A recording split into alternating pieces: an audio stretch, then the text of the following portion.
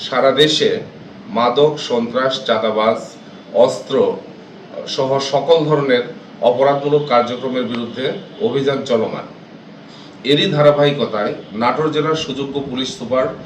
জনাব মোহাম্মদ শরীফুল হক এবং লালপুর বড়াইগ্রাম সার্কেলের অতিরিক্ত পুলিশ সুপার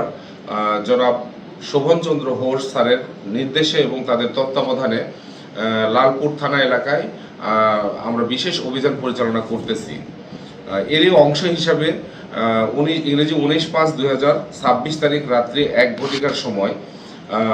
আমাদের জরুরি ডিউটিতে নিয়োজিত এসআই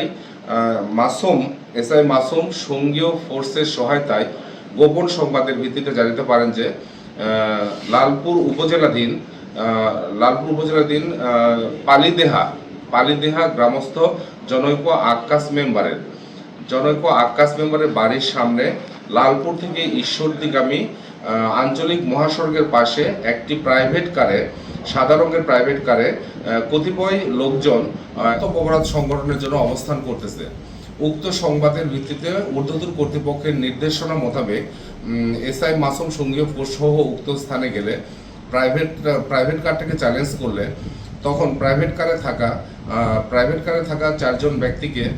তারা আটক করতে সমর্থ হয় এবং একজন ব্যক্তি কৌশলে পালিয়ে যায়। এই 4 জন ব্যক্তির দেহ তল্লাশি করে তাদের কাছ থেকে তাদের হেফাজতে এবং নলেজে থাকা একটি বিদেশি পিস্তল, 10 রাউন্ড গুলি,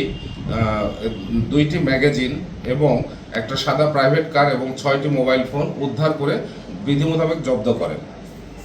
এই ঘটনা সংক্রান্তে লালপুর থানায় অস্ত্র আইনে একটা মামলা রুজু করা হয়েছে এবং আসামিদেরকে বিজ্ঞ আদালতে প্রেরণ করা হবে এবং আসামিদের রিমান্ডের আবেদন প্রেরণ করা হবে।